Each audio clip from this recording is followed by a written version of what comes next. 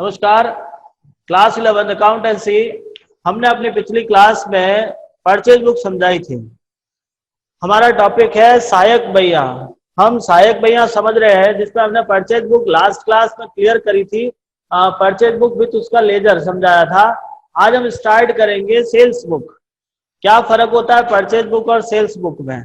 सबसे पहले हम मीनिंग जानने की कोशिश करते हैं कि आपका परचेज बुक का मीनिंग हमने ये समझा था कि परचेज बुक में केवल उधार खरीदने संबंधी व्यवहारों का लेखा करते थे। माल के उधार खरीदने संबंधी व्यवहारों का लेखा हमने परचेज बुक में किया था। तो ठीक इसी प्रकार से सेल्स बुक में उधार बेचने संबंधी व्यवहारों का लेखा करेंगे। माल के उधार बेचने संबंधी व्यवहारों का लेखा हम सेल्स बुक में करते हैं। वही पॉइंट हमारे सामने आता है, माल के उधार बेचने संबंधित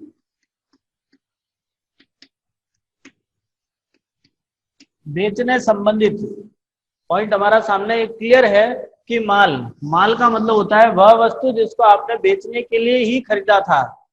जैसे आपका इलेक्ट्रॉनिक्स की शॉप है तो उसके अंदर इलेक्ट्रॉनिक्स आइटम सारे माल होंगे। फर्नीचर की शॉप के अंदर फर्नीचर सारा माल होगा। तो जिस बिजनेस को आप कर रहे हो उसी बिजनेस के अंदर आपका माल, जब हम माल उधार बेचते हैं उस समय हमारे पास जो ट्रांजैक्शन आएंगे उनको लिखने के लिए हम सेल्स बुक का यूज करते हैं। नेक्स्ट करते कैसे हैं? हम एक सवाल आपके सामने कराने की कोशिश कर रहे हैं। आपकी स्क्रीन पे आपको सवाल नजर आएगा, बड़े ही ध्यान से समझने की कोशिश करना। ये आपका प्रश्न है जो आपकी स्क्रीन पे आपको नजर आ रहा है, आप देख पा रहे हो।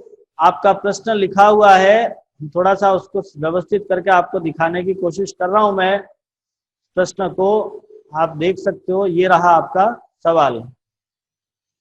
हाँ, एक मिनट आपको वेट कर। हाँ, आपको प्रश्न में लिखा अग्रलिखित व्यवहारों को प्रतीक वस्त्र भंडार की विक्रय बही तथा विक्रय वापसी बही तथा खाता बही में खतौनी कीजिए। यहाँ आपको दो बुकें बनाने के लिए कहा है, sales book and sales return book.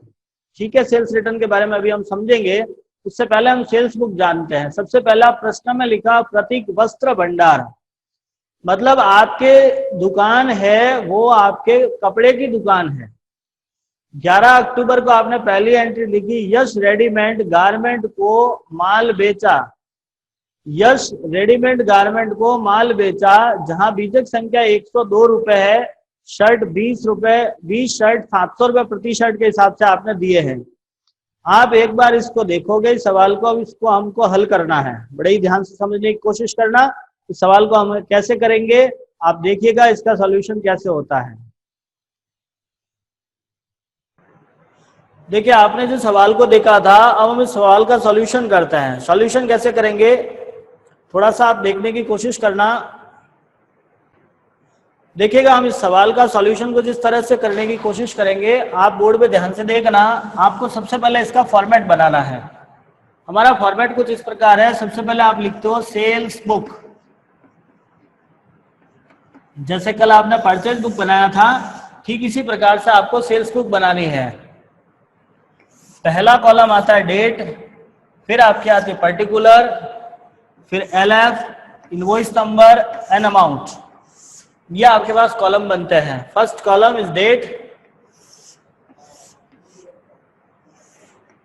Second है आपका पर्टिकुलर, हमने यहां लिख दिया date, particulars, LF invoice number, amount, जहां डिटेल एंड टोटल। ठीक है, अब आप काम ये करोगे, आपने जैसे कि परचेज बुक में काम किया था सेम काम यहां पर भी करना है।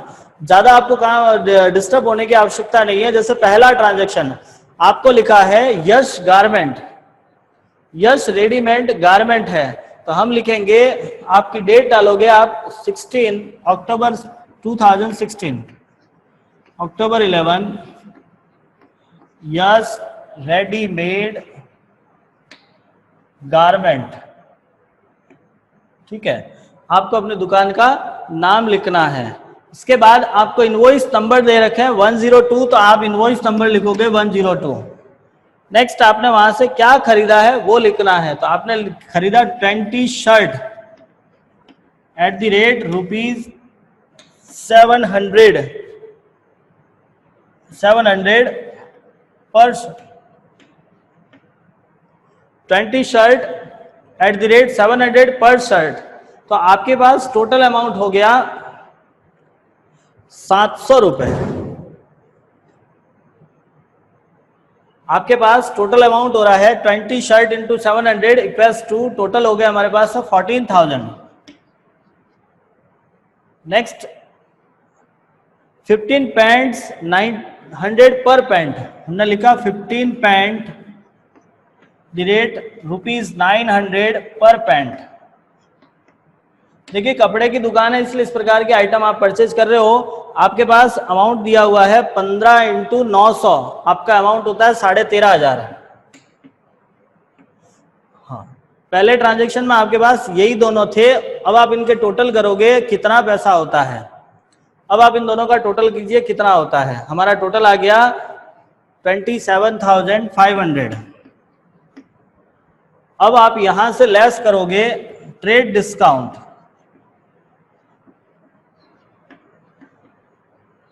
Eight the rate 10%। आपको सवाल में ट्रेड डिस्काउंट दिया हुआ है 10%, आपने 10% यहां से लेस करना है। 10% आपका, इसका 10% निकालोगे 2750, 2750। जब आप लेस करोगे तो आपका अमाउंट बचेगा 24,750 रुपीज। यह आपका पहला ट्रांजेक्शन कंप्लीट हुआ। फिर से बता देता हूं मैं आपको काम क्या करना है। सबसे पहले आपको लिखना है, डेट डालनी है, फिर आपने जिसको बेचा है उसका नाम लिखोगे आप। हमने बेचा यश गारमेंट को, तो हम लिखेंगे यश रेडीमेड गारमेंट। कितना बेचा, क्या बेचा, तो 20 शर्ट एट द रेट 700 पर शर्ट और 15 पैंट एट द रेट 900 पर पैंट। तो 20 इंटू 700 14,000, 14,000, 15 इंटू 900 13,500। ठीक है, ये जो सवाल है मैंने आपको व्हाट्सएप पे भेजा भी है। तो बाय द वे यदि सवाल समझ नहीं आ रहा है तो आप वहां से देख सकते हो, समझ सकते हो। अब आप इन दोनों को टोटल करके यहाँ लिखोगे 27,500, जिसमें से आपको ट्रेड डिस्काउंट लेस करना है। सवाल में दिया हुआ है, ये भी आपको लेस करोगे ट्रेड डिस्काउंट, और ट्रेड डिस्काउंट है आपके पास 27,500 का 5%, सॉरी 10%। तो आपने 10% कैलकुलेट किया, इसका 10% होता है 2750 रुपीज। इसका 10% 27,050 रुपीज, 2750 ये लेस कर दिया, 24,750 आपका बचेगा या टोटल अमाउंट रहेगा। नेक्स्ट आपका अगला ट्रांजैक्शन है डीजे कलेक्शन। आप लिखोगे अक्टूबर 15 डीजे कलेक्शन। जिसको बेच रहे हो उसका नाम लिखना है डीजे कलेक्शन। आपका इनवॉइस नंबर है 110। अब आप यहाँ पे इसको क्या बेचा, तो 18 बाबा सूट लिखोगे, 18 बाबा suit at the rate rupees 250। 18 बाबा सूट बेचे हैं 250 रुपए पर सूट के हिसाब से। तो आपका अमाउंट बनेगा 4,500 रुपए। ये कैसे आया, तो इन दोनों को मल्टीप्लाई करना, 18 इंटू 250, दोनों को मल्टीप्लाई करोगे आपका अमाउंट बन जाएगा 4,500। ठीक है, फिर आपके 12 girls top, 12 girls top eight the rate rupees 300। 12 आपने गर्ल्स टॉप बेचे हैं, 12 इंटू 300 आपके पास अमाउंट होता है 3600। अब आप यहाँ देखोगे, यहाँ आपका ट्रेड डिस्काउंट नहीं दिया हुआ है, ट्रेड डिस्काउंट नहीं है, इसलिए आपको आप डायरेक्टली टोटल करके बाहर दिखाना है। इन दोनों का टोटल किया, अमाउंट आ गया आपके 8,100 रुपए। अब इन दोनों का टोटल करके आपको नीचे दिखाना है। आप इन दोनों का टोटल करोगे और वो टोटल आ रहा है आपका 32,850 रुपीज। और इसके लिए यहाँ लिखोगे आप सेल्स अकाउंट क्रेडिट। आपने जब वो बनाई थी परचेज, तब आपने लिखा था परचेज अकाउंट डेबिट, आपको यहाँ लिखना है सेल्स अकाउंट क्रेडिट। ठीक है, एक बार आप इसको देख लीजिएगा, स्क्रीनशॉट ले लीजिएगा, नहीं समझ में आए तो वापस पूछ लीजिएगा। ये आपका अकाउंट है, ये कैश बुक सेल्स बुक है, एक बार इसका स्क्रीनशॉट ले लो। नेक्स्ट इससे आगे लेजर समझते हैं। देखिए सेल्स बुक के बाद अब हम उससे लेजर सीखते हैं कि हम एक सेल्स बुक से लेजर कैसे बनाएंगे। तो जिस प्रकार से हमने परचेज बुक के लिए अलग अलग अकाउंट ओपन किए थे, ठीक इसी प्रकार यहाँ पर भी आपको अकाउंट ओपन करना होगा। पहला खाता सेल्स अकाउंट, आपने सेल्स बुक बनाई है तो आपको पहला अकाउंट सेल्स अकाउंट बनाना पड़ेगा। कैसे बनेगा, मैं जनरल कॉमन अकाउंट बना के आपको समझाने की कोशिश कर रहा हूं, आप लोग ध्यान से देखिएगा और साथ में समझने की कोशिश करना। इसके अलावा आपके पास जितनी पार्टीज हैं, मतलब जिसको आपने माल बेचा है, उन सबके अकाउंट खोलेंगे। जैसे आपने यश गारमेंट को बेचा था तो हम यहाँ लिखते हैं यश रेडीमेड।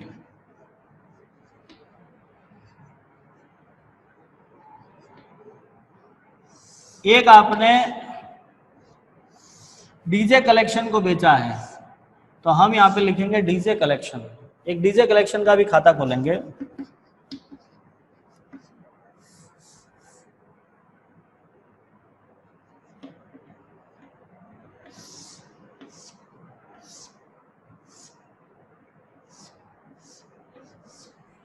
अब आपको काम कैसे करना है वो थोड़ा सा ध्यान से देखिएगा। सबसे पहले सेल्स बुक के अंदर हम लिखते हैं, सेल्स हमने क्रेडिट किया था तो क्रेडिट साइड में लिखोगे 2016 October 31 by sundry as per sales book.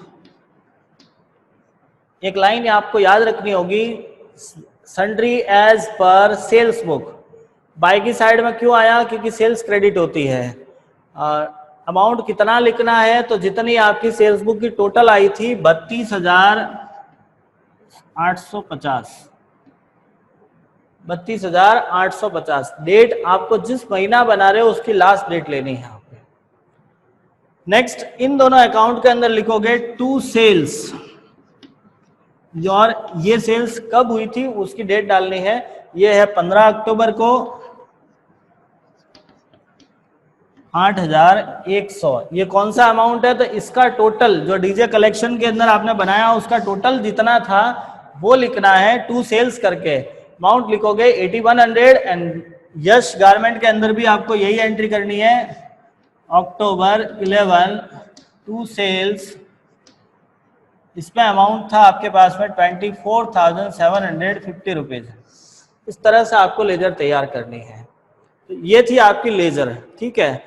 एक बार इसका स्क्रीनशॉट ले लो, हम सेल्स लेजर अकाउंट बनाएंगे, सॉरी सेल्स रिटर्न अकाउंट बनाते हैं।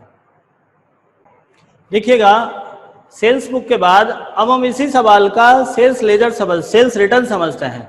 सेल्स रिटर्न का मतलब होता है विक्रय वापसी। विक्रय वापसी का मतलब यह है कि जो हमने माल बेचा था, किसी कारणवश माल वापस आया है, जब हमारा माल वापस आता है तब हम एक बुक बनाते हैं सेल्स रिटर्न बुक। यदि हमने खरीदा हुआ माल वापस भेजा है तो परचेज रिटर्न बुक। आपके पास टोटल 8 भैया हैं। फर्स्ट कैश बुक जिसमें only cash related, purchase book जिसमें माल उधार खरीदा गया है, सेल्स बुक उधार बेचा गया है, परचेज रिटर्न खरीदा गया वापस भेजा है हमने, सेल्स रिटर्न बेचा हुआ वापस आ रहा है। टोटल हो गई हमारे पास में 5। फिर आती है हमारे पास में bills receivable book, bills payable book. ये दोनों बिल से रिलेटेड होता है, जिसके लिए आपके पास अलग से चैप्टर है, चैप्टर नंबर 8, उसमें हमको इसको समझेंगे। नेक्स्ट इसके बाद आती है प्रॉपर जर्नल। तो हम यहाँ पे समझ रहे हैं सेल्स रिटर्न बुक। हमने माल बेचा था, रिटर्न हो गया, वापस आ गया, तब आपको इसको बनाना है। जिस तरह से आपने सेल्स बनाई थी ठीक उसी टाइप से ये बुक भी बनती है, ज्यादा कोई काम इसमें नहीं है। आपको जिस पर्सन ने रिटर्न किया है उसके नाम से आपको यहाँ पे एंट्री करनी है। सबसे पहले हम इसी सवाल के अंदर देखने की कोशिश करते हैं, हम ना ने हमको माल दिया है, तो आपको यश रेडीमेड ने 2 शर्ट और 3 पैंट दिए हैं। हमने पहले यश को माल बेचा था, अब यश आपको रिटर्न कर रहा है। आप लिखोगे 16 अक्टूबर को 2016 अक्टूबर 16 यश रेडीमेड।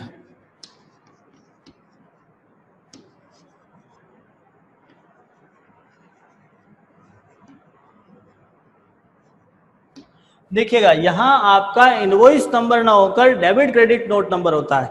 एक आता है डेबिट क्रेडिट नोट, जमा एवं नाम पत्र। जैसे ही हम माल भेजते हैं या माल रिसीव करते हैं, जो रिटर्न करते हैं, उसके लिए आपको डेबिट क्रेडिट नोट बनाना होता है।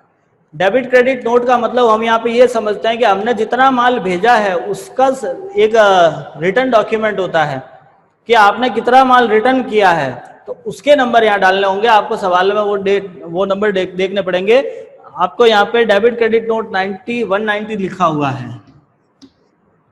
अब आपने क्या क्या रिटर्न रिसीव किया है वो लिखना होगा। सबसे पहले आप देखते हो तो आपने 2 शर्ट 3 पैंट रिसीव किए हैं, तो हम लिखेंगे 2 शर्ट। अब एक शर्ट आपने बेचा था 700 रुपए में, तो रिटर्न भी 700 रुपए का ही होगा। ये अमाउंट नहीं भी दे रखा है तो आपको ये अंडरस्टैंडिंग होती है कि जितने में बेचा था वही रिसीव होता है। 2 शर्ट @700 रुपीज का टोटल अमाउंट हो गया 1400 रुपए। नेक्स्ट 3 पैंट रुपीज, आप देखोगे आपका पैंट था 900 रुपए का, तो अमाउंट हो गया आपका 2700 रुपए। भाई 3 पैंट और 2 शर्ट भेज दिया आपने, रिटर्न कर दिए, तो अमाउंट हो गया आपका 2700। अब आप इसकी टोटल करोगे तो आपके पास अमाउंट हो गया 4100 रुपए। अब यहां से आपको ट्रेड डिस्काउंट लेस करना है। जिस टाइम आपने बेचा था उस समय ट्रेड डिस्काउंट दिया था, तो आपको यहां पर भी ट्रेड डिस्काउंट लेस करना होगा। आप यहां से लेस करोगे ट्रेड डिस्काउंट।